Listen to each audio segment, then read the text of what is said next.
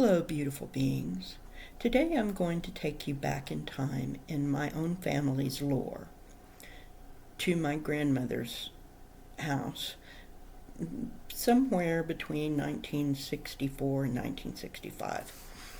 Now, this particular story happened to my brother and my cousin, who were toddlers at the time, and they took an instant dislike to each other.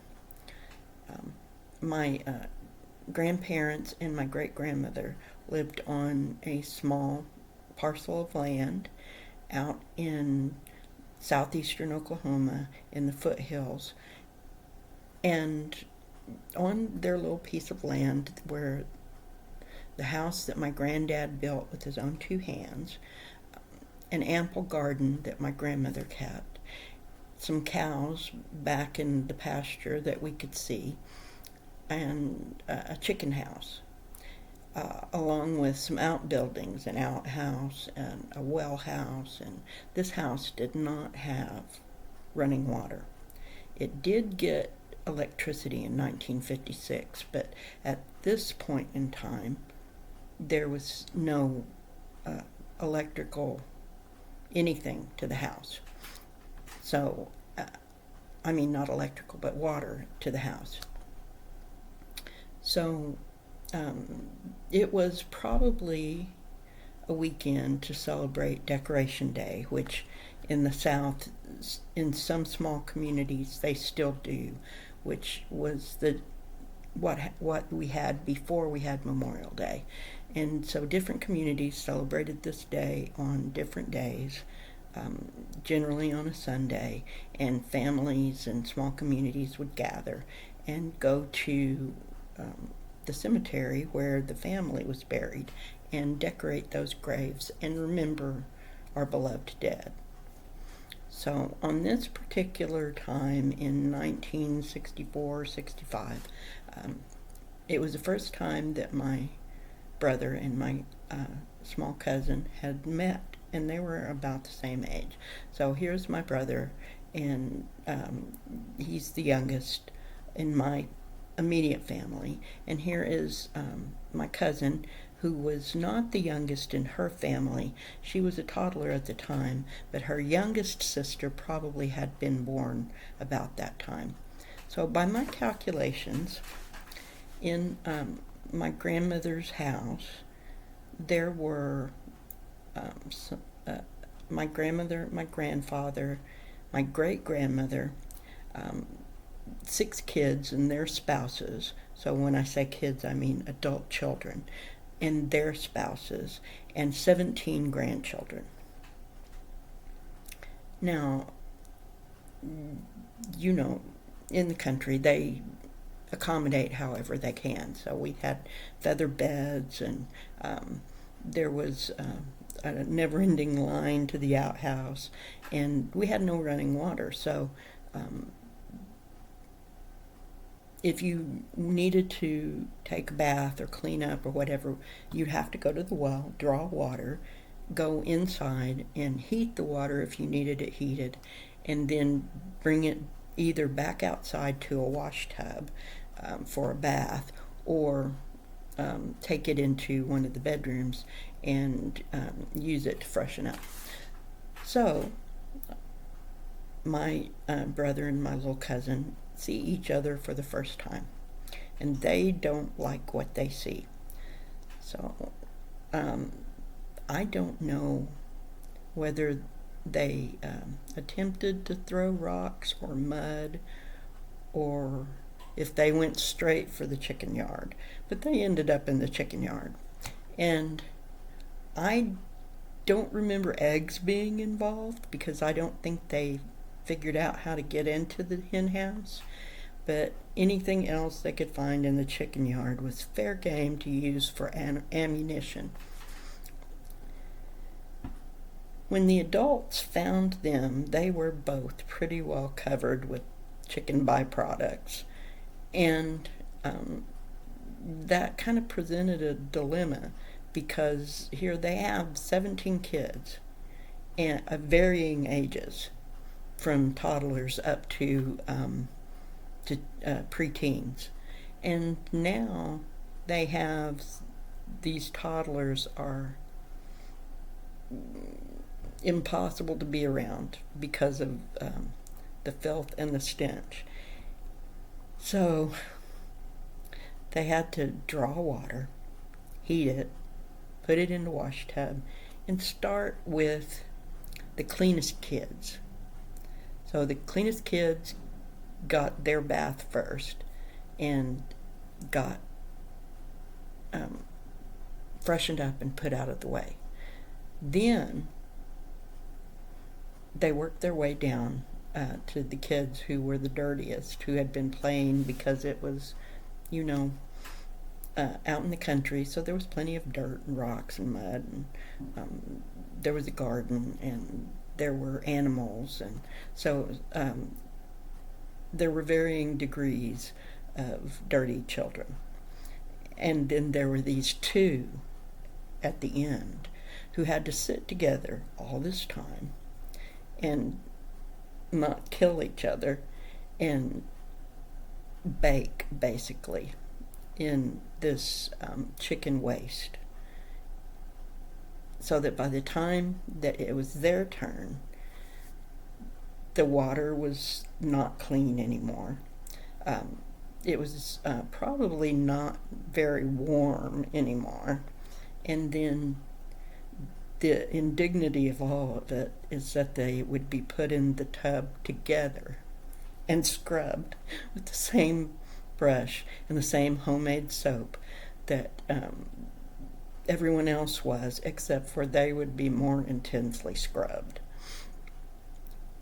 So, finally, everyone was clean and redressed. But this story has been told in my family's lore for nearly 60 years. Like I said, we don't know exactly, we can't remember exactly how old they were, but they were very small and probably not talking a lot yet, and they just instantly disliked each other. Now today they get on fine, and they've always been cordial to each other and even love each other. They aren't the best of friends, but they do get along. Now, I thought about this story over the years of how my brother and my cousin disliked each other so much that they went out to the chicken yard and had their little gunfight at OK Corral, and what it really meant. And the more I think about it, the more I think that it applies to the way people act toward one another these days more than it did then. It seems like people can't be the grown-up now, or at least many of them in the public eye.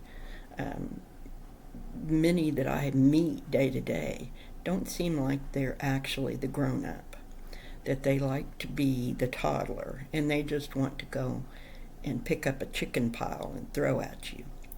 So I think the moral of the story is that if you decide to throw little chicken piles at your opponent, then you're both going to get covered in it.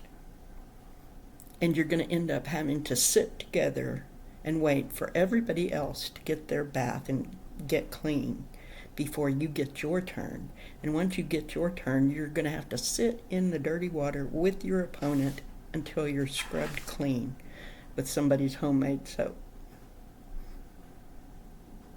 It sounds a lot like some of what goes on these days with some of our leaders, that they're more interested in trying to dirty somebody up than they are in doing the right thing. And in the process, they get just as dirty.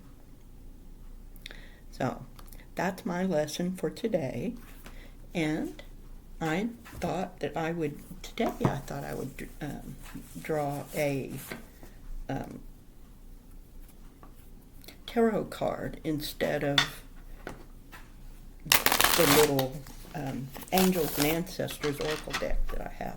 So I'm going to ask my guides and angels and ancestors and masters to give me a lesson on this. What do we need to learn about being kind to one another, about not throwing mud or worse at someone so that we don't damage ourselves in the process? So I'm going to just cut the cards and take a card. Oh my goodness, I get the 5 of Cups. Okay, that kind of applies. This is the Tarot Mucha, based on his paintings and posters from the Art Nouveau period. And this is the 5 of Cups in this deck. Now, as you can see, just like all of the 5s of Cups in all of the decks that are based on Rider-Waite, there are 3 cups tipped over in front of her. And she seems distressed about that. Right behind her are the 2 cups that are upright and full. And she hasn't even noticed those. She's too busy mourning the 3 cups. Now, to me, for today, I think this means that it's probably good in lots of cases to mind our own business. That those cups that tipped over, that's not our business. It's not up to us to care what someone else thinks about us. We should mind our own business, and it's not any of our business what someone else thinks of us. What we should keep our mind on is what we have. See, right behind her, she has 2 full cups, filled with something wonderful, no doubt. Those spilled cups, those aren't our concern. We don't need to mourn over that. We don't need to throw mud at something we don't understand or we don't like, or something that we think went wrong. That's not our business. Our business is what's in front of us. How do we stay strong? How do we keep doing what's right for us? How do we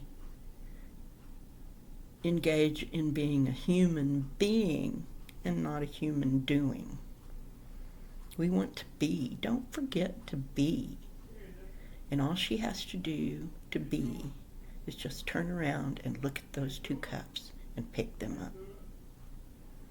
So, are you looking for the cups that you still have standing? Something terrible may have happened.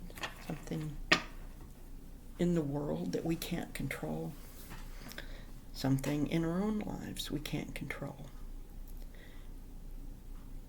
But we can look around and see, what do we have? What do we still have? What is ours? Don't worry about what's over there or someone else. Let's just think about what we need to keep ourselves going, to keep our own vibrations high, and just keep going and being. So, that's going to be my story for today. I hope you enjoyed my little bit of family lore. And until next time, I want you all to have a wonderful day and continue to be beautiful beings.